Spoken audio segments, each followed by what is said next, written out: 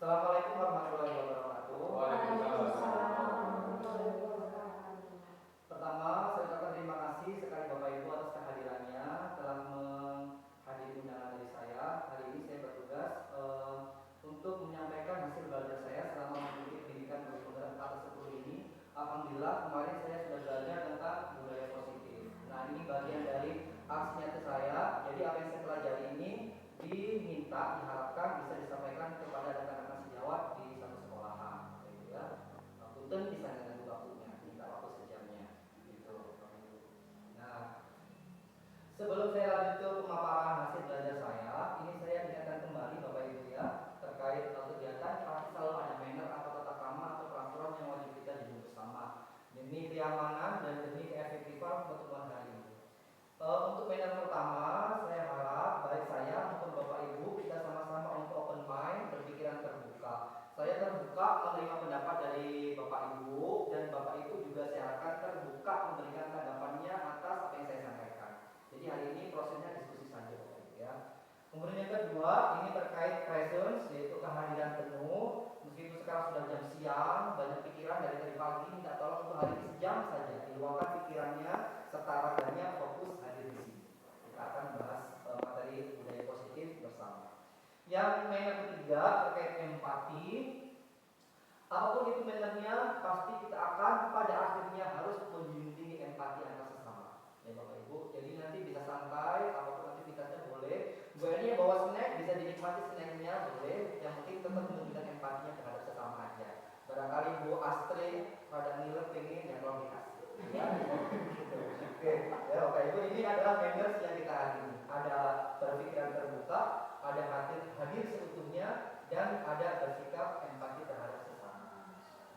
Nah, Bapak Ibu kita lanjut. Nah, untuk menghadirkan seutuhnya baik pikiran maupun raga kita, sekarang saya izinkan saya untuk melakukan ice breaking, ya. Ice breaking ini adalah, ini sudah dikasih tahu sedikit clue-nya dari gambar. Jadi ice breaking ini nanti itu adalah tembak nama, Bapak Ibu ya. Nah, atau seperti ini, misalnya dimulai dari saya. Saya menyebutkan sebuah nama, kemudian saya misalnya nembak Pak Didi. Nah, Pak Didi nanti juga menyebutkan nama yang awalnya itu adalah huruf terakhir dari nama yang saya sebutkan. Misalnya kita sepakati bersama ini kita menyebutkan nama apa dulu. Nama buah bisa, nama hewan bisa, nama murid pun bisa, atau nama daerah pun juga bisa. Nama apa Bapak Ibu? Buah. Nama buah. Oke, ini pada urusan pertama kita akan tembak nama buah. Contoh bisa seperti ini. Saya karena suka sama buah semangka, jadi saya sebutkan semangka untuk Pak Didi. Nah betul, Pak Didi langsung pintar. Pak Didi akan menyebutkan nama buah yang awalannya adalah huruf terakhir dari nama buah saya. Semangka, akhirnya A. Berarti Pak Didi menyebutkan nama buah yang awalnya adalah A. Pak Didi nyebutin anggur. Langsung nyambung ya Pak Didi ya. Bisa dimulai Bapak Ibu? Ya. Belum siap lagi, mohon berdiri. Ya, semuanya fokus. Bisa saling berhadapan karena kita akan saling menembak. Oke, sudah siap Bapak Ibu? Siap. Pertama mulai dari saya. Buah pepaya untuk Bu Iin. Anggur. Rambutan. Lakukan betul. Untuk siapa Bu Am? Buat Bu Eni. Bu Eni. Laras buat Bu Astrid. Oke. Semangka buat Bu Naida. Oke. Oke. Buat Pak Didi. Kapan buat siapa? Buat Pak Didi. Loba. Loba. Ya. Buah loba sayuran. Oke, sudah tepuk tangan. Sayur atau buah loba ya? Kita jadi bersama. Itu buah atau sayur termasuk. Oke, terima kasih semua Bapak Ibu ya. Dan cepat ternyata responnya. Tandanya masih cukup fokus di siang hari. Oke, terima kasih. Bisa saya lanjut ya Bapak Ibu ya. Oke, baik. Oke. Mengawali pemaparan hasil belajar saya, yang pertama ini Bapak Ibu, saya ingin kembali menggairahkan kebanggaan kita sendiri sebagai guru. Kalau banyak di luar sana, terutama orang-orang yang berseragam militer atau orang-orang yang berseragam polisi, itu sangat bangga dengan profesi profesinya, maka kita yang biasanya memakai seragam Polri atau seragam kaos sekolah atau seragam PGRI, maka kita juga wajib bangga dengan profesi kita sendiri. Kenapa? Ini ada dua kutipan yang menjadi dasar saya setiap melaksanakan tugas Bapak Ibu. Yang pertama ini adalah kutipan dari Bapak Nelson Mandela, pasti kita sudah tahu semua. Menurut beliau, pendidikan adalah senjata paling ampuh yang dapat kamu gunakan untuk mengubah dunia. Jadi kita sebagai guru, kita mempunyai senjata yang paling ampuh yang bisa untuk mengubah dunia. Ya, jadi kita harus patut bangga karena kita terjun di pendidikan. Kemudian ada kutipan yang kedua, ini sih anonymous, kalau kita cari di Google Bapak Ibu, tapi cukup bagus. Engineers make bridges, artists make painting. Ada teknisi yang bisa membuat jembatan, ada juga seniman yang bisa membuat lukisan, ada ilmuwan yang bisa membuat roket. Tetapi guru-gurulah yang bisa membuat itu semuanya. Ya, jadi begitu agungnya, begitu mulianya, dan begitu kuatnya ternyata kita sebagai guru ini ya, bisa mengubah dunia dan bisa membuat semuanya itu terjadi. Ya, jadi kita harus patut bangga terhadap diri kita sendiri. Sudah bangga Bapak Ibu? Bangga. Bangga, ya harus bangga. Nah, setelah kita bangga dengan diri kita sendiri, tentunya supaya tidak sombong, kita harus kembali ke kiblat awal dari profesi kita supaya kita bisa melaksanakan tugas sesuai dengan tujuan semestinya. Bapak Ibu, ini adalah modul pertama yang saya dapatkan di pendidikan guru penggerak. Kita guru-guru calon penggerak diingatkan kembali terkait filosofi pendidikan dari Bapak pendidikan kita, yaitu Bapak Ki Hajar Dewantara. Saya Bapak Ibu awalnya ketika mengajar di kelas itu, tujuan saya mengajar hanya terfokus pada peningkatan kompetensi aja atau ke kognitifnya anak-anak. Jadi anak-anak kalau sudah bisa matematika ya sudah cukup. Kalau anak-anak belum bisa matematika, berarti saya harus ada usaha lebih. Tapi ternyata ketika mendapatkan modul 1 yang ada di pendidikan guru penggerak ini, tugas guru tidak cukup hanya materi saja. Ada banyak di balik materi. Yang pertama, menurut Bapak Ki Hajar Dewantara, pendidikan adalah tempat persemaian benih-benih kebudayaan di dalam masyarakat. Jadi ketika kita menjadi guru, yang kita kasih ke anak-anak tidak hanya materi saja. Jauh daripada itu, di sini ada benih-benih kebudayaan di dalam masyarakat. Dan matematika bukanlah satu-satunya, bahkan mungkin sudah banyak dilupakan gitu ya ketika anak-anak kita terjun di masyarakat. Gitu. Jadinya benih-benih kebudayaan ini saya kasih garis bawah dan juga saya kasih blok sebagai inti dari tugas kita sebagai guru. Yang kedua, menurut Ki Hajar Dewantara, pendidikan menuntun segala kekuatan kodrat yang dimiliki anak agar dia mampu mencapai keselamatan dan kebahagiaan yang setinggi-tingginya. Di sini saya menaruh warna merah sebagai perhatian khusus menuntun segala kekuatan. Dari baik pikiran maupun raga maupun rasa anak-anak semuanya itu dituntun bersama-sama. Tidak bisa kita hanya mengandalkan otaknya aja diperes supaya mengerti matematika, tidak bisa. Padahal di rasanya dia, minatnya dia jauh dari matematika, mungkin lebih ke seni atau mungkin bisa ke olahraga. Jadi tidak bisa lagi dituntun satu kekuatan saja. Semua kekuatan harus bisa dituntun. Yang ketiga, Bapak Ki Hajar Dewantara menyampaikan bahwasanya pendidikan sejatinya menuntut anak mencapai kekuatan kodratnya sesuai dengan alam dan zamannya. Kalau yang tadi itu menuntun, sekarang ada kata-kata menuntut.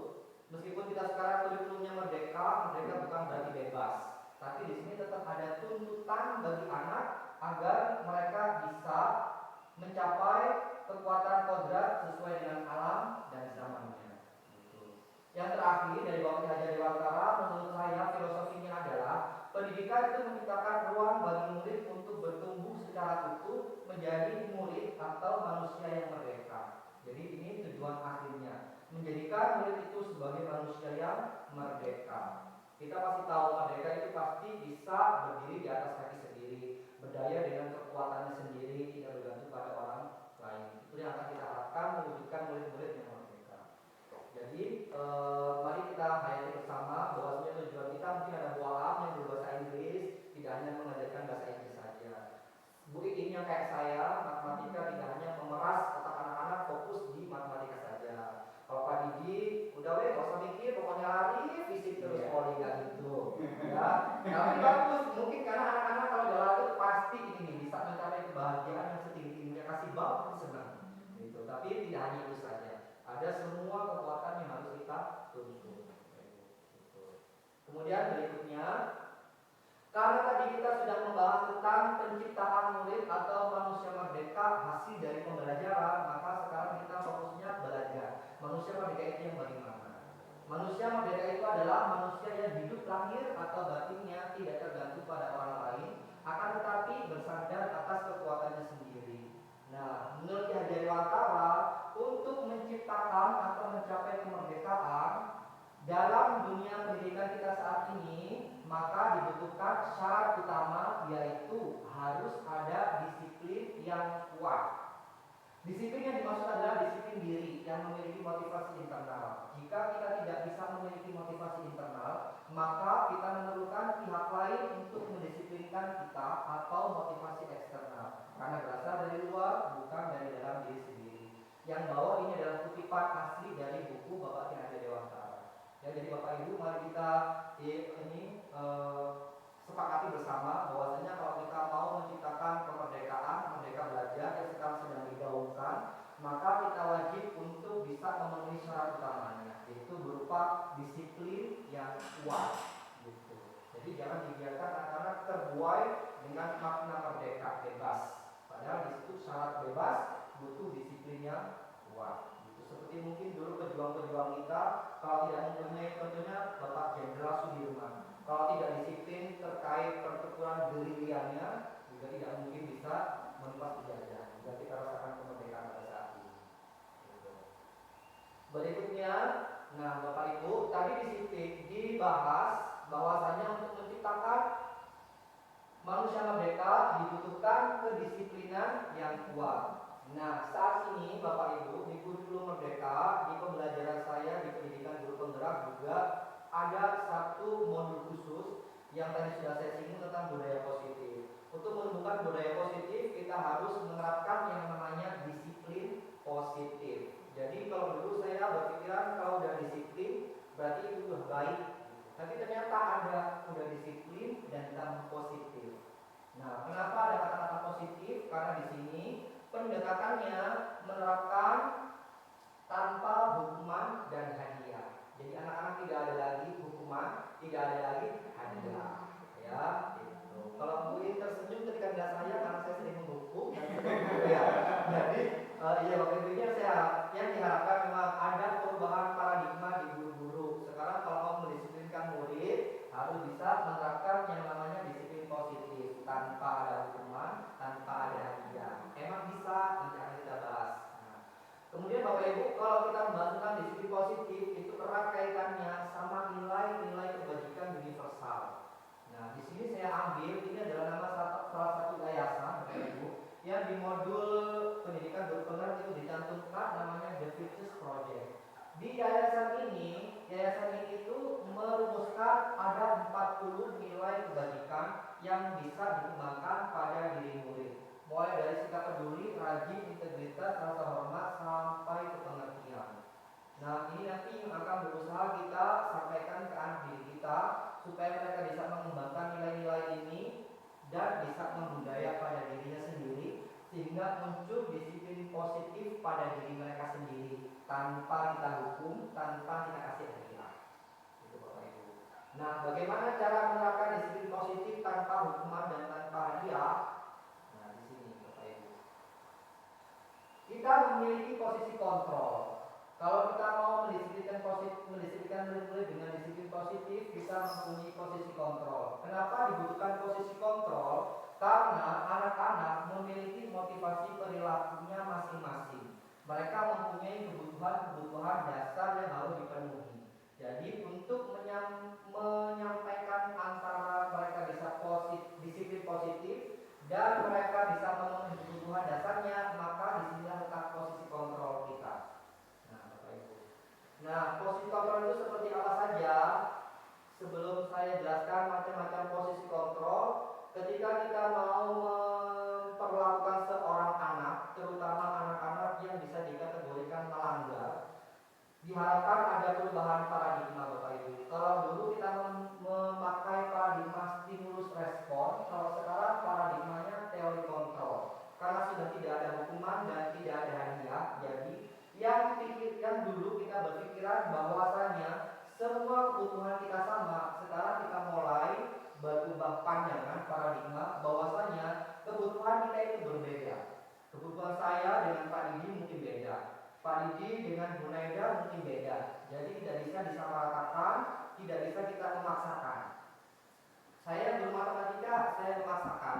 Pak Didi ayolah sesekali itu belajar matematika, jangan olahraga terus. Gak bisa. Kalau dulu mungkin gitu, ketika saya menghadapi anak-anak di kelas, karena saya guru matematika, jadi saya menganggap semua anak-anak saya itu butuh matematika, gitu. Tapi sekarang kita diharapkan berubah pandangan bahwasanya kebutuhan kita itu berbeda. Mungkin anak-anak yang di rumahnya itu karena kita tinggal di langkah lancar, yang memang sejatinya wilayah pegunungan, dan di sini kesiniannya cukup kental, jadi mereka lebih butuh ke penekanan atau peningkatan bakat seni daripada ke matematisnya gitu. Jadi saya harus mulai terbuka dengan hal itu. Kemudian kalau dulu semua orang melihat yang sama, kalau sekarang diharapkan setiap orang memiliki gambaran yang berbeda. Nah, mungkin saja ketika anak-anak sedang tidak masuk, kalau dulu pasti kita nganggapnya langsung bolos tanpa keterangan alfa gitu. Nah, kalau sekarang kita harus memiliki gambaran yang berbeda. Kenapa anak ini nggak masuk? Contohnya kayak anak kita yang di kelas 1 hari itu yang kemarin saat musim panen buku, yang awalnya rajin kan mendadak hilang ya selama beberapa hari. Mungkin kalau kita punya pikiran orang zaman dulu, semua orang datang sama ketika ada nggak hadir di kelas, udah kita bakal tulis alfa saja. Gitu. Tapi ketika kita sudah punya gambaran yang berbeda, kita coba mengerti kondisi Ari, kenapa pada saat itu dia tidak hadir. Ternyata kan ya ikut main buku untuk memenuhi keinginannya membeli handphone. Nah itu, setiap orang memiliki gambaran yang berbeda. Kemudian ada lagi, kita mencoba mengubah orang agar berpandangan sama dengan kita. Padahal sebenarnya kita berusaha memahami pandangan orang lain tentang dunia. Makanya kalau ada yang suka curhat, teman curhatnya mungkin diam saja. Jadi memang betul, karena kan kita memahami pandangan orang lain terhadap dunia. Tidak bisa ada teman kita curhat, kita langsung menghakimi. Kayaknya hidup kamu masalah banget ya, ribet dengan curhatnya, tidak bisa begitu ya Pak Bu ya. Paling kita juga bisa hanya mendengarkan saja, memahami, coba dia. Setidaknya bisalah dia meluapkan kegelisahannya gitu ya. Kemudian ada stimulus respon lagi, perilaku buruk dilihat sebagai suatu kesalahan. Contohnya tadi Ari, kalau bolos berarti dia tercatatnya siswa yang buruk, gitu kan, punya cap merah di kita. Padahal semua perilaku memiliki tujuan. Anak bolos mungkin juga punya tujuan di rumahnya kenapa. Berarti kita ngerti, kita mengerti. Orang lain bisa mengontrol saya kalau dulu pikirannya. Padahal sebenarnya hanya Anda yang bisa mengontrol diri Anda sendiri. Kemarin itu dikasih Bapak Ibu sebuah ilustrasi. Ada dua orang, misalnya Pak Didi sama Bu Naida. Bu Naida di tangannya ada genggaman, sesuatu yang sangat rahasia sekali yang tidak ingin Bu Naida ketahui oleh siapapun, termasuk Pak Didi. Tapi Pak Didi karena jiwa keponya tinggi, jadi Pak Didi mengerahkan segala usaha supaya Bu Naida itu bisa membuka tangannya dan artinya bisa memberitahukan apa rahasianya. Kira-kira Bu Naida akan bisa membuka tangannya enggak? Dengan segala macam rayuannya Pak Didi, kalau Bu Naida emang pengen sangat menjaga rahasia itu, Bu Naida akan mau membuka tangannya kepada Pak Didi? Enggak. Bagaimanapun usahanya Pak Didi, dikasih uang berapapun, dikasih apapun, nggak akan membukanya. Tidak akan membukanya. Yang bisa membuka tangan siapa? Diri sendiri. Gitu Bapak Ibu ya. Jadi kalau misalnya, ya ini juga berlaku di saya sih. Saat kita pramuka, Bapak Ibu, anak-anak kan banyak yang bolos ya. Saya dulu tuh terus terang, orang lain bisa mengontrol saya karena saya dulu saya pembinanya bersama Ibu Eni ngambil tongkat untuk sebagai di Palang ini antara kelas 8B lama sama kelas 8A baru itu di Palang, dia nggak bisa ulang lagi gitu Bapak Ibu.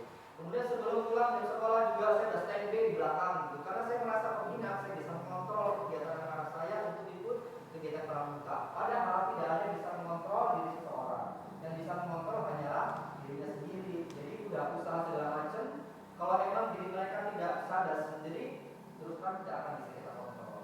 Gitu. Sehingga saya sama Bu Eni sekarang ya udahlah kalau mereka pulang bolos terserah pulang bolos.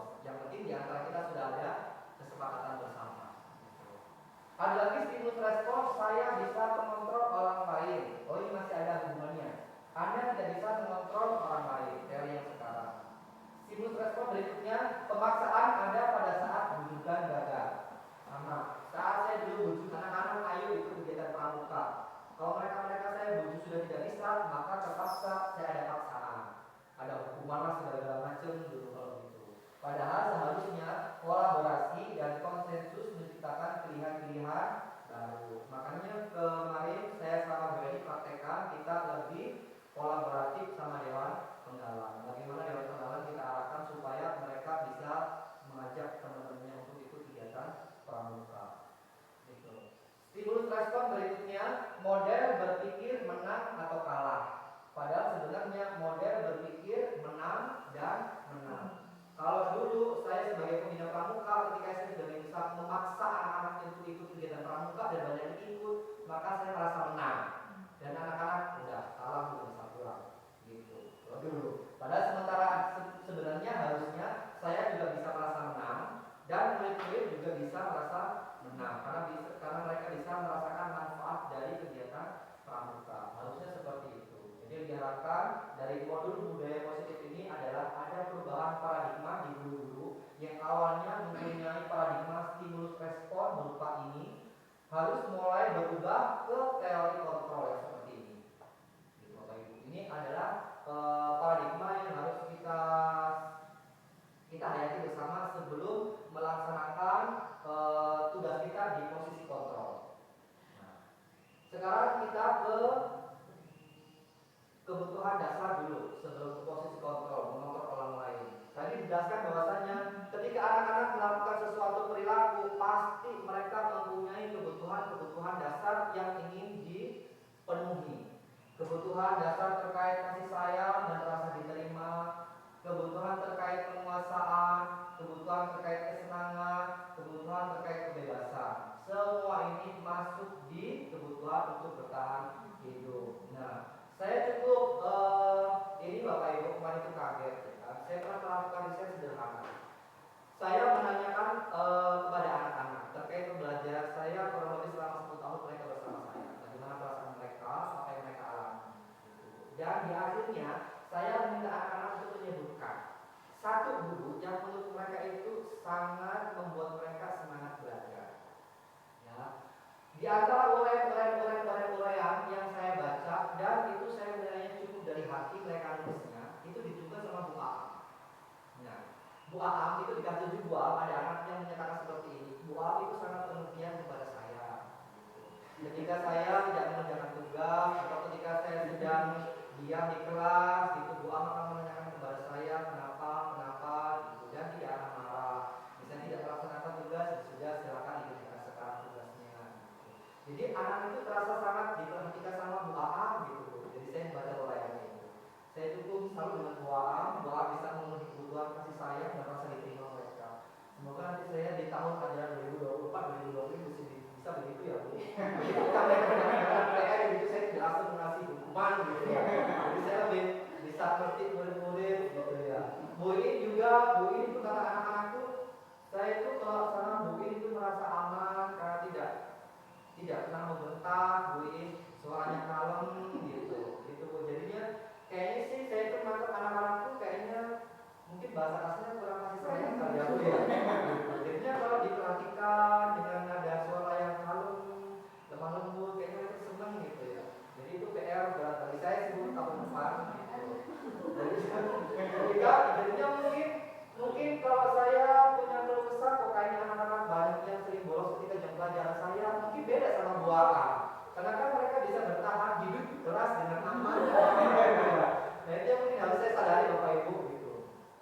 Terus terang saya banyak mendapatkan ini insight baru atau setidaknya apa sih koreksi gitu ya Bapak Ibu ya untuk perbaikan di tahun depan gitu. Bu Astri juga ada. Bu Astri itu orangnya paling senang cerita pengalamannya Bapak Ibu. Ternyata anak-anak juga suka gitu ya. Mungkin di sini kalau mereka mendapatkan cerita pengalaman mungkin lebih ke kesenangan kayak Pak Bu.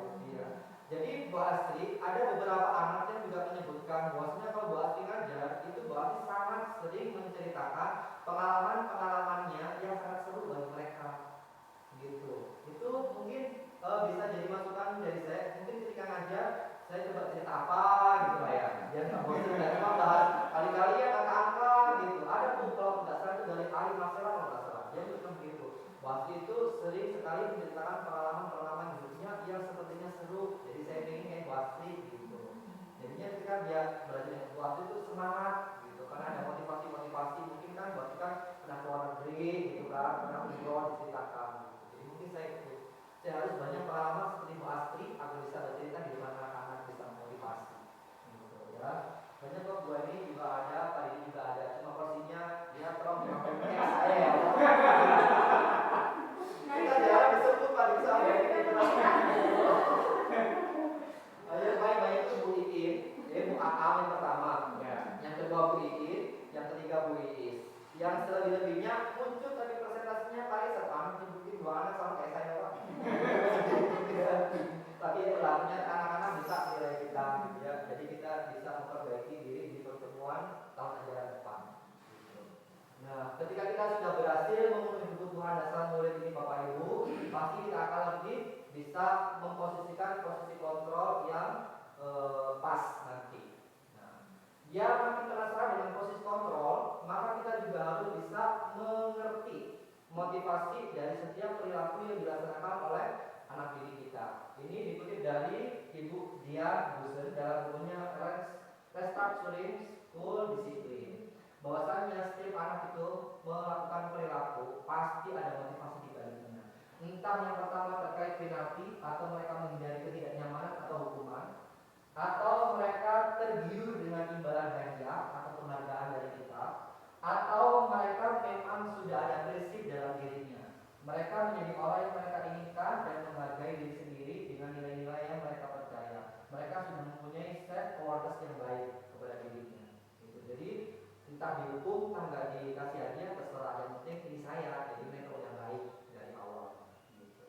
Tapi kebanyakan kalau menurut saya pribadi yang emang suka menghukum, rata-rata murid kita itu ketika berperilaku pasti ini sih, tinggalnya itu mungkin dari hukuman dengan dia. Gitu. Tapi semoga saja makin lama nanti semuanya bisa kesini. Memiliki set awareness yang baik. Gitu. Ini adalah motivasi perilaku yang wajib kita pahami di anak didik kita. Nah, tiba kita di posisi kontrol. Ketika kita mau mendisiplinkan anak-anak dengan penerapan disiplin positif yang tadi itu, ada beberapa macam posisi kontrol yang bisa kita terapkan. Yang pertama, posisi kontrol sebagai penghukum. Tetap ya, karena ada hukuman berarti ini meskipun jatuhnya di disiplin, tapi disiplinnya negatif karena ada hukuman. Kenapa? Karena dampaknya murid akan memiliki ekspresi yang seperti ini. Mungkin di depan kita dia menerima hukumannya, tapi di balik itu atau jauh setelah kita memberikan hukuman muncul dampak seperti ini. Dia merasa tidak nyaman kepada kita. Kemudian ada lagi ini posisi pembuat merasa bersalah. Kalau saya sering Bapak Ibu melakukan ini ketika anak-anak nggak sekolah, anak-anak nggak semangat gitu belajar, saya pasti mengutarakan kalian itu ya udah sekolah sama guru, sama orang tua, diberi seragam lah, dikasih buku tulis segala macam, dikasih motor, dibensinin, yang ke sekolah kayak begini, merasa bersalah nggak sama orang tua, nah gitu. Itu dulu saya memang anggapnya sudah sangat tepat gitu ya, biar mereka sadar tanggung jawab dengan apa yang sudah dikasih sama orang tua. Tapi ternyata nanti dampaknya seperti ini, anak-anak akan murung, merasa dirinya tidak berharga, mengecewakan orang lain gitu. Parah-parahnya kalau sampai down kan banyak berita yang kita tangkapkan bunuh diri gitu ya, gitu. Jadi saya bertekad untuk tidak menggunakan kalimat itu lagi. Gitu. Mungkin sekedar mengingatkan pengorbanan orang tua boleh kali Pak Bu, tapi jangan sampai menunjukkan mereka, apalagi sampai timbul, kok aku kayaknya nggak berharga banget buat orang tua gitu, harus saya hindari. Kemudian yang ketiga, ini Bapak Ibu, saya juga pernah mendapatkan penilaian seperti ini. Saya pernah bertemu sama orang tua dan orang tua itu menilai saya berdasarkan anaknya itu sudah bahasa Sundanya itu jika berat sorangan. Jadi anak dulu, jadi dengan saya itu udah kayak temannya sendiri gitu, jadi udah nggak ada takut-takutnya, nggak ada gimananya gitu ya. Entah saya kelewat batas mengakrabkan sama anak-anak atau emang anak itu yang cukup akrab dengan saya gitu ya. Jadi menilai saya itu udah jika berat sorangan kayak teman sendiri gitu ya. Nah, oh iya anak kayak ini. Posisi ini memang bagus Bapak Ibu, jadi membuat anak merasa terbuka. Tapi di satu sisi itu tadi anak-anak bisa menyepelekan kita atau bisa tergantung pada kita. Nah, itu Bapak Ibu, yang saya katakan begitu. Jadi saya juga ini anak-anak kok kayaknya kurang terkontrol apa memang sangat merasa dekat gitu ya. Jadi antara jadi antara di bawah saya dengan guru gak ada batasnya gitu ya. Nah, itu yang harus ini sibuk saya koreksi buahnya. Minta tolong tahun depan kalau memang saya dilihat kayaknya Pak Hakim terlalu dekat deh sama anak-anak deh, tolong dibatasi sedikit gitu, tolong diganti ya buahnya tetap bisa menjaga bawahnya gitu ya. Nah kemudian ini Bapak Ibu pemantau ini erat kaitannya sama konsekuensi. Jadi anak-anak diingatkan kembali perilaku salahnya, kemudian diingat lagi konsekuensinya, jadi dipantau. Ini bagus, tapi tetap di situ melibatkan hukuman. Biasanya kan konsekuensi itu berupa hukuman sebagian kecilnya. Nah, yang diharapkan dari kelima posisi kontrol yang bisa Bapak Ibu ambil untuk menerapkan disiplin positif itu adalah posisi sebagai manajer. Karena manajer ini Bapak Ibu penerapannya adalah kita itu memberikan pertanyaan-pertanyaan yang menuntut anak supaya menyadari kesalahannya dan bisa memunculkan ide dari sisi anak sendiri untuk memperbaiki perilakunya. Jadi kita tidak memberikan hukuman. Jadi anak bisa bercermin, oh iya itu perilaku tadi salah. Jadi untuk memperbaiki perilaku yang salah tadi itu saya harus begini. Nah itu diharapkan seperti itu. Sikap sebagai manajer. Nanti penerapannya saya ada contoh perilaku penerapan dari saya. Semoga sesuai dengan konsep dan bisa saya perbaiki di kemudian hari nanti. Nah Bapak Ibu, ketika berperilaku memposisikan diri sebagai manajer untuk menumbuhkan disiplin positif pada lingkungan sekolah, sekarang itu ada yang namanya istilah restitusi. Istilah ini tentunya tidak asing bagi kita semua sebagai guru, karena istilah ini sangat didulukan jauh sebelum ada pendidikan guru penggerak yang saya ikuti, yaitu di PMM. Pasti Bapak Ibu sudah mengetahui. Di situ ada restitusi yang mempunyai tiga sisi, sehingga disebutnya segitiga restitusi. Mulai dari kegiatan menstabilkan identitas, kemudian memvalidasi tindakan yang salah, dan menanyakan keyakinan. Jadi restitusi itu adalah kita menginginkan murid-murid kita menjadi manusia yang merdeka, mandiri, dan bertanggung jawab. Maka kita perlu mengacu kepada restitusi yang dapat menjadikan murid kita seorang manajer bagi dirinya sendiri. Di manajer, murid diajar untuk menganalisis kebutuhan dirinya maupun kebutuhan orang lain. Di sini penekanannya bukan pada kemampuan membuat konsekuensi, namun dapat berkolaborasi dengan murid bagaimana memperbaiki kesalahan yang ada. Intinya tidak dikasih konsekuensi, yang penting dia bisa memperbaiki kesalahan yang dilakukan, itu sudah selesai, restitusi berhasil. Jadi tidak ada hukuman, tidak ada hadiah. Tahapannya mulai menstabilkan identitas. Jadi yang murid mungkin berkelahi, sedang memuncak emosinya, kita coba redam, tenang. Itu sudah masuk di tahap menstabilkan identitas. Kalau sudah tenang, baru kita ajak berbicara, kita coba gali cerita baik dari versi yang kita tentang maupun dari versi si pihak murid pelanggar itu tadi. Kalau sudah, nah mungkin Bapak Ibu yang masih sering kita lewatkan tahapannya adalah menanyakan keyakinan. Biasanya kalau kita sudah menstabilkan identitas atau menenangkan anak, sudah mengetahui ceritanya, udah langsung kita eksekusi. Oh berarti kamu melanggar ini, jadi hukumannya ini. Biasanya itu. Tapi yang diharapkan di modul budaya positif ini adalah ada tahapan berikutnya, yaitu menanyakan keyakinan. Kamu melakukan hal yang seperti itu tadi itu, ada keyakinan yang kamu langgar nggak sih? Atau ada yang tidak sesuai dengan keyakinan? Nanti gue harus bisa berpikir, oh iya ketika saya datang terlambat berarti saya tidak sesuai dengan keyakinan bahwasanya kita harus tanggung jawab, disiplin, gitu. Nah kalau sudah murid sampai di tahap itu mengetahui keyakinannya, baru terus apa yang harus kamu lakukan supaya kamu bisa menerapkan keyakinan kamu itu lagi dengan baik. Nah mungkin murid akan mengucapkan, baik Bu, hari ini saya memang melanggar keyakinan terkait target dan disiplin. Hari berikutnya saya akan coba komitmen untuk datang tepat waktu. Udah cukup sampai di situ, restitusi sudah selesai. Tapi sekali lagi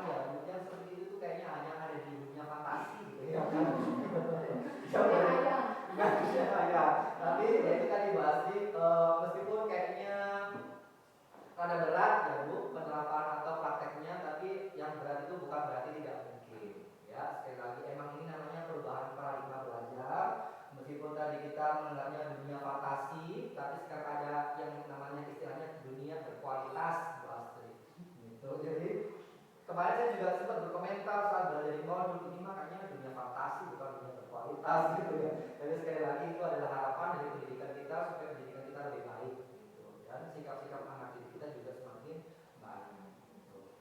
Jadi mungkin kalau seperti itu semua di tahun-tahun atau di masa mendatang tidak ada yang namanya polisi gitu ya, karena sudah masing-masing bisa merestitusi kegiatan sendiri gitu ya. Tapi kayaknya masih butuh deh keamanan. Oke, Bapak Ibu. Nah, karena tadi tahapan pendidikan restitusi terakhir itu menyatakan keyakinan, maka sangat dibutuhkan keyakinan. Karena kita di lingkungan sekolah pasti butuh keyakinan kelas yang nantinya bisa digunakan menjadi keyakinan sekolah. Keyakinan sekolah atau kelas sebagai fondasi dan arah tujuan sebuah sekolah atau kelas yang akan menjadi landasan dalam memecahkan konflik atau permasalahan di dalam sebuah sekolah atau kelas. Nah, ini juga menjadi harapan saya sih Pak Bu. Jadi nanti di dalam pelajaran itu anak-anak semuanya, termasuk kita para guru, kalau bisa kita duduk bersama, kita membuat keyakinan sekolah. Kita data dulu nih, apa aja sih peraturan yang ingin diterapkan di sekolah ini. Baru kita akan ubah ke keyakinan kelas. Karena keyakinan kelas itu adalah pergeseran dari peraturan kelas. Kalau peraturan sangat rinci, kalau keyakinan kelas sifatnya lebih universal, lebih umum gitu. Kalau di luar kan enak ya Pak Bu, murid-murid tahu apa yang berlaku di sekolah ini, guru-guru juga tahu. Jadi kita itu tidak punya aturan sendiri gitu. Jadi misalnya saya punya peraturan anak-anak harus bajunya masuk, sepatunya putih, tidak ada putihnya sama sekali atau hitam polos gitu. Sementara mungkin Pak Dipin nggak apa-apa ya ada putih-putihnya dikit gitu, kompensasi ya kan nggak bisa gitu ya. Jadi harus setuju nih mau hitam polos atau kompensasi putih seberapa. Kalau sama-sama duduk bareng tahu kan enak. Jadi ketika ketemu saya nyalahkan murid. Ketika ketemu Pak Didi tidak disalahkan. Jadi murid nggak bingung kalau duduk bareng ya Pak Didi gitu kan. Itu sebagai contoh saja. Gitu. Nah, karena dari keyakinan kelas itu seseorang akan lebih termotivasi dari dalam karena mereka merasa dilibatkan dalam perumusan keyakinannya. Seseorang akan lebih tergerak dan bersemangat untuk menjalankan keyakinannya daripada hanya sekedar mengikuti serangkaian peraturan tertulis tanpa makna. Yang akhir-akhir ini juga ramai Bapak Ibu, mungkin yang Bapak Ibu aktif di media sosial, itu kan banyak percakapan kenapa murid-murid sekolah itu harus berpotongan rapi rambutnya. Padahal kan tidak ada hubungan sama sekali dengan pelajaran. Ternyata di sana di potongan rambut yang rapi itu terkandung nilai kebajikan universal terkait kerapian. Gitu. Jadi kita sebagai manusia terdidik kalau bisa bersikap mempunyai ini potongan rambut yang rapi, penampilan yang rapi gitu Bapak Ibu ya. Jadi harus dijelaskan. Mungkin anak-anak juga yang kenapa mereka harus datang ke sekolah 15 menit atau 10 menit sebelum pelajaran dimulai.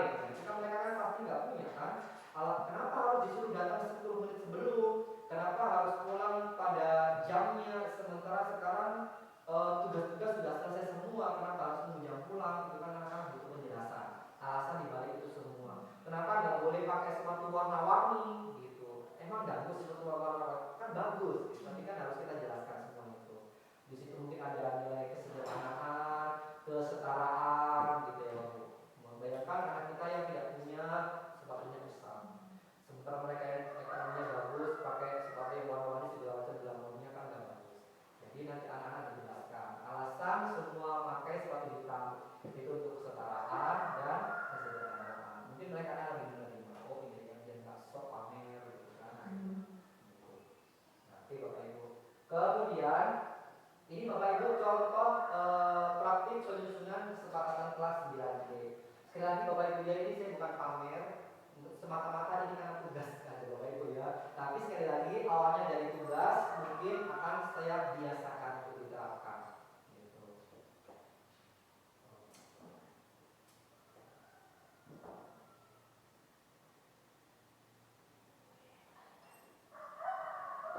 Nah, ini di kelas 7B sudah pernah ini menyusun kesepakatan kelas? Belum pernah. Mungkin bisa diawali tahun pelajaran depan ya Pak ya. Gitu. Kalau Bu ini kelas 8B sudah ada kesepakatan kelasnya? Belum ya. Tapi kalau peraturan-peraturan pasti ada. Tidak boleh buang sampah sembarangan, tidak boleh saat bertugaskan kan masih ada begitu ya. Mungkin nanti bisa dikembangkan ke keyakinan kelas.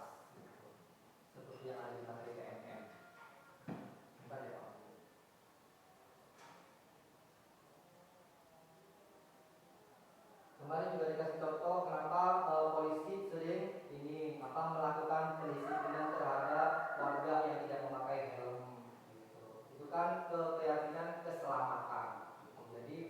tidak berkendara tanpa helm, tidak begitu lagi. Jadi keyakinannya adalah menjunjung tinggi keselamatan dengan terus memakai helm. Punya aku aja mungkin. Punya Bu Asri yang mana? Yang baca aku sumpah. Ini. Itu beli aja satu. Tidak ada satu.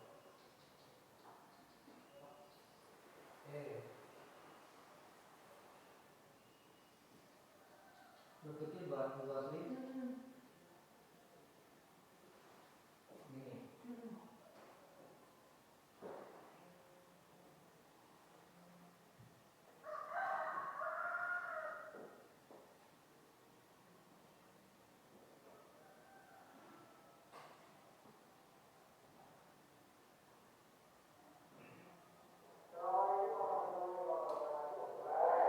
Nah, ini adalah praktek saya Bapak Ibu. Jadi kayak saya kan sebagai wali kelas 9B, awalnya sebelum ada di PMM itu kan kita dari zaman dulu kan terbiasa sama tata tertib ya Bapak Ibu. Sama di kelas 9B awalnya juga ada tata tertib kelas gitu. Karena kemudian berkembang istilah kesepakatan kelas, jadinya ada yang namanya kesepakatan kelas 9B. Cuma ternyata setelah saya belajar di pendidikan guru penggerak ini, ternyata kesepakatan yang sudah ada di kelas itu belum sesuai dengan konsepnya.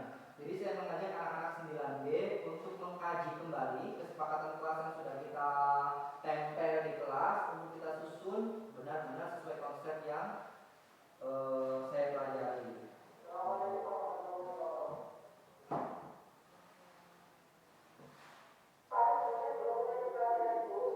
Nah, ini adalah kata-kata yang mungkin Bapak Ibu kalau ngajar di kelas 9B ada di kelas belakangnya.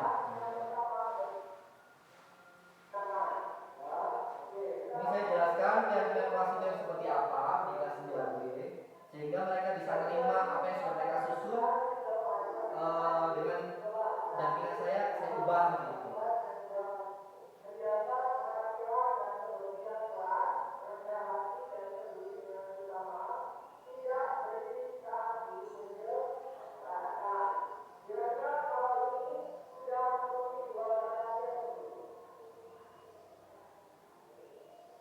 Jadi mereka saya ajak merumuskan nilai kebajikan yang tercantum di peraturan kelas.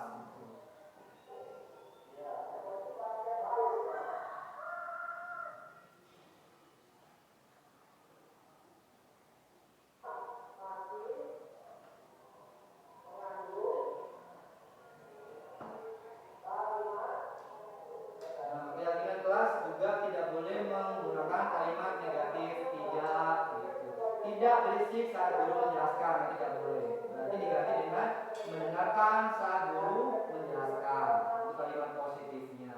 Nilai kebajikannya adalah saling menghormati, saling menghargai gitu. Jadi nanti Bapak Ibu hari ini sama Bu Eni mungkin kalau di kelas tahun ajaran depan mau menerapkan kesepakatan kelas, dibaca dulu peraturan kelas apa aja, kemudian diubah ke kalimat positifnya apa aja, kemudian nilai kebajikan yang terkandung apa saja. Baru itu yang namanya keyakinan kelas gitu, saling menghargai, peduli, disiplin gitu. Jadi sifatnya lebih ke universal.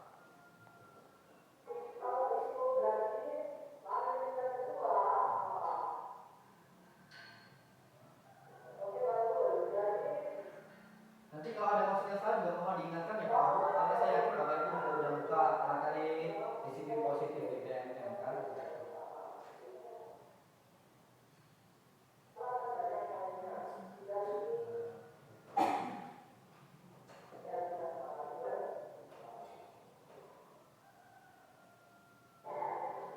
Nah sampai akhirnya yang ini tadi diambil diganti sama ini kesepakatan kelas 9B. Di sana mereka menunjukkan dua nilai kebajikan. Yang pertama nilai peduli, yang kedua nilai tanggung jawab. Kami bersepakat bahwa sangat penting untuk bersikap baik terhadap sesama dan dalam diri sesama. Kami bersepakat bahwa sangat penting untuk bertanggung jawab terhadap tugas yang diberikan. Jadi awalnya mereka peraturannya adalah melaksanakan tugas piket, mengerjakan setiap tugas dari guru. Nah itu dirangkum menjadi nilai tanggung jawab. Kami bersepakat bahwa sangat penting untuk bertanggung jawab terhadap tugas yang diberikan. Ada poinnya seperti itu. Jadi tidak poin-poin banyak lagi karena bukan peraturan lagi, lebih ke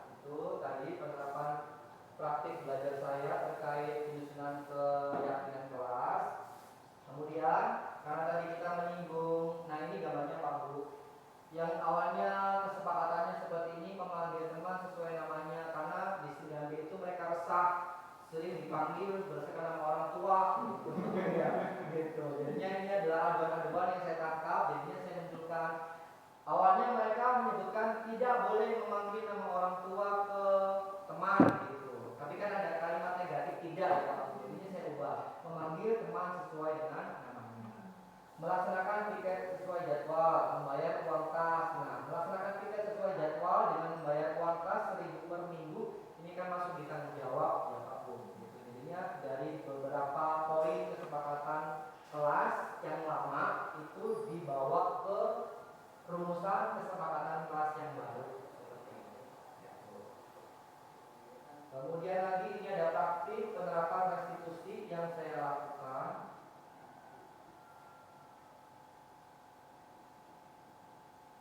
Karman, Aris, Rizky, sama Jaki. Tahu nggak Pak Arifan itu kenapa? Tahu kenapa itu Pak? Ini adalah praktik restitusi saya terhadap anak-anak yang tidak ikut jamaah zuhur Pak Bu. Kalau dulu mungkin ketika nggak sholat zuhur kan saya panggil ya Pak Bu. Kemudian kan saya ambil bagian gitu. Kenapa? Ada yang sampai nyikat 4 bukunya lah, atau ada yang pakai musola, atau ada yang sampai bersihin gudang segala macam. Tapi di sini saya hanya memperlakukan mereka sebagai itu tadi teman diskusi. Ya, jadi saya kasih pertanyaan yang menuntun gitu. Tadi kepala, beneran. Karman sholatnya sering diganggu. Ini saya berusaha untuk memahami kebutuhan mereka saja mereka tidak sholat jamaah. Ya, oke baik. Karman yang suka ganggu kamu sholat siapa? Yang suka ganggu kamu saat sholat siapa? Kalau si Tarwan ternyata dia pulang dari sholat jamaah karena kalau sholat jamaah di sini sering diganggu. Siapa namanya? Jadi dia tidak nyaman ketika sholat di rumah. Terus, Jangan gitu ya. Kemarin saat istirahat kamu nggak makan. Nah, si Aris ternyata dia udah kelaparan. Jadi ternyata ada alasan sendiri gitu kita mereka bolos. Jadi tadi mereka butuh untuk mempertahankan hidupnya. Oke, ya udah Rizky sama si Jaki kasih kepala. Jadi sama Udah dekat ya. Baik, kalau alasannya si Karman kalau sholat di sekolah itu tidak mereka diganggu, tapi Karman kemarin di rumah sholat dulu kan? Sholat. Aris, sholat. Rizky, sholat. Si Jaki, enggak. Nah, Enggak sholat di rumah. kalau mungkin 3 ini udah selesai, kemudian ada sholat dan itu udah selesai. Tapi kan masih jadi kan butuh tindakan lanjut.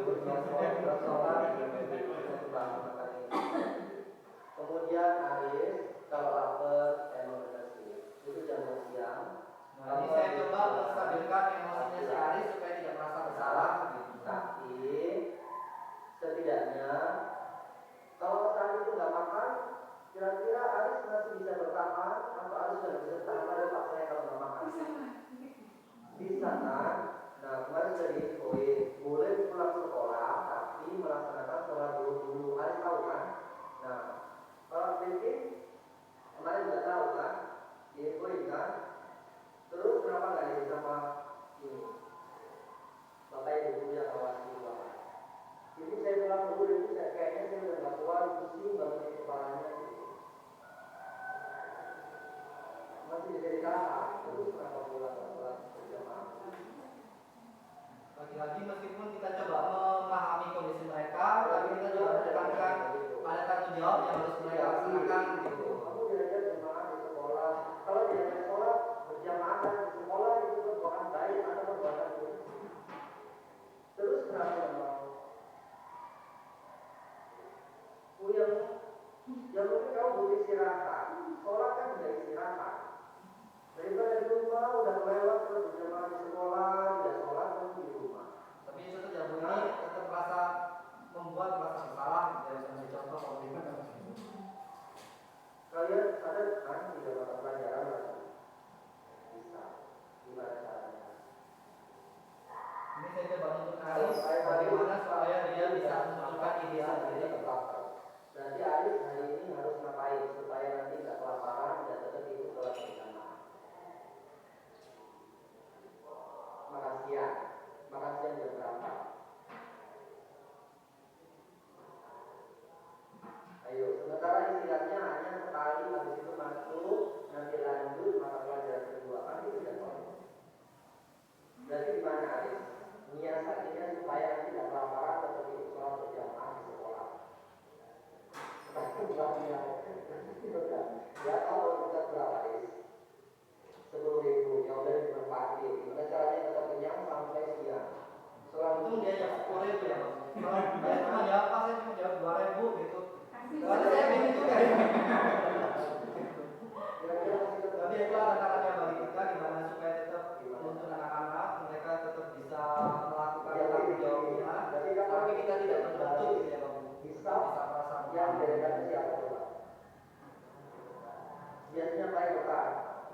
atau belakang. Kira-kira buat kamu teman kamu siapa yang agak sakit sedikit kan? Kamu udah sarapan belum dari pagi? Udah. Bawa minum hari ini. Kalian kalau pusing bisa juga. Biasanya yang kita tangan itu yang begini tuh tetep gue masih keras, tetep pusing, tetep sakit. Tapi ya emang kita ngerti sih, mungkin emang merasa sakit gitu ya. Dari ya itu tandanya. Minum. Pak, boleh pulang. Oke, terima kasih komitmennya. Nanti siang ikuti sholat dulu sampai selesai baru boleh pulang. Ya, oke terima kasih. Di sini silakan istirahat. Tadi silakan menyampaikan. Mas Adi ada? Oke silakan Mas Adi ya. Terima kasih. Gitu, Pak Bu. Jadi stop sampai di situ, tidak ada hukuman, tidak ada juga hadiah. Tidak ada hukuman lebih buat jaki yang melewatkan sholat duhurnya di rumah. Tidak ada hadiah berupa pujian yang berlebihan bagi ahli karman dan si Riki yang tetap sholat. Gitu. Semuanya disamaratakan, semua dilakukan dengan restitusi yang sama. Gitu. Baik Bapak Ibu, ada tanggapan Bapak Ibu apa enggak? Saya sangat menantikan pendapat, tanggapan, penilaian, kritikan dari Bapak Ibu untuk perbaikan saya. Gitu. Terutama yang sudah senior Bu Aam, Bu Titin. Gitu. Kalau saya sama Bu Eni kan masih kayak seumuran ya Bu Eni. Jadi kita masih banyak membutuhkan ketua dari para Bapak Ibu senior yang banyak pengalamannya gitu. Tadi itu juga yang sudah ke beberapa sekolahan yang kondisinya banyak gitu. Mungkin bisa penilaian kepada saya Pak Didi gitu. Mangga dipersilakan. Berpikiran terbuka saja. Tidak ada, saya tidak akan tersinggung terus terang. Saya akan menerima yang baik.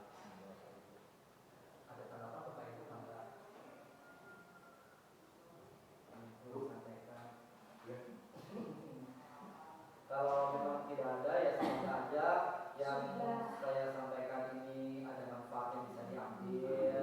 Kalau memang itu benar ya semata-mata itu adalah hidayah dari Allah gitu ya Pak Bu. Kalau memang ada yang salah ya semata-mata itu sifat manusia saya yang tidak lepas dari kesalahan. Tapi yang saya harapkan adalah di bulan depan kita semuanya bekerja sama, saling mengobservasi, bukan berarti saling memantau gitu ya, mencari kesalahan teman gitu kan, tapi kita lagi untuk butuh cermin karena kan kita tidak bisa melihat diri kita sendiri tanpa cermin ya Pak Bu. Jadi di bulan depan saya harapkan Bapak Ibu juga tolong sekali sering-sering mengasih cermin ke saya, Pak jangan gitu, Pak harus begini gitu. Itu saya sangat harapkan Pak Bu. Kalau Bu Aam dan Bu Idin kan sudah banyak pengalamannya ya Pak Bu. Mungkin juga waktunya sudah tidak lama lagi akan pensiun. Kalau saya sama Mbak Eri kan masih bocah ya Bu. Masih akan melaksanakan tugas dengan waktu yang lama. Jadi kalau emang bisa dinilai untuk perbaikan kami, jadinya nanti kita kalau ada salah itu nggak keterusan gitu ya Mbak Eri ya. Gitu ya Pak Bu, saya sangat mengharapkan dengan dari Bapak Ibu, Bu Idin, Bu Aam, Pak Didi. Gitu. Kalau Bu Asti mah sama nggak jauh Pak umurnya ya. Tapi tetap kita saling itu pasti ya saling menasihati dan kebaikan gitu Pak Bu. Oke, udah tidak ada Pak Bu. Nuhun pisan sudah mendengarkan apa yang saya sampaikan dari yang kekurangan ini, semoga ada manfaat yang bisa diambil. Terima kasih banyak Pak. Sami Bu. Iya, alhamdulillah terima kasih ya Bu Aam. Semoga ada yang manfaatnya. Soalnya kalau siang-siang, aduh dari suruh duduk bener sejam ada manfaatnya kan saya ya Pak Bu ya. Belum bisa, terima kasih perhatiannya, Bu Neda terima kasih ya. Semoga kita bisa terus bekerja sama. Mari kita akhiri dengan tadi kita tidak baca basmalah kan doa ya Pak Bu. Lupa gitu ya, ulang ya. Nah, gitu. Doa masing-masing alhamdulillah. Tapi saya tidak menyinggung doa ya. Kita kan harus dibiasakan untuk berdoa untuk penyembuhan. Iya, salah satu disiplin Inesi dari profil pada Pancasila. Gurunya sendiri lupa benar.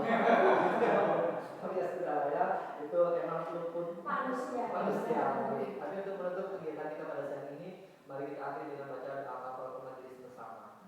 Subhanallah wa bihamdihi asyhadu an la ilaha illa anta astaghfiruka wa atubu ilaik. Kurang lebihnya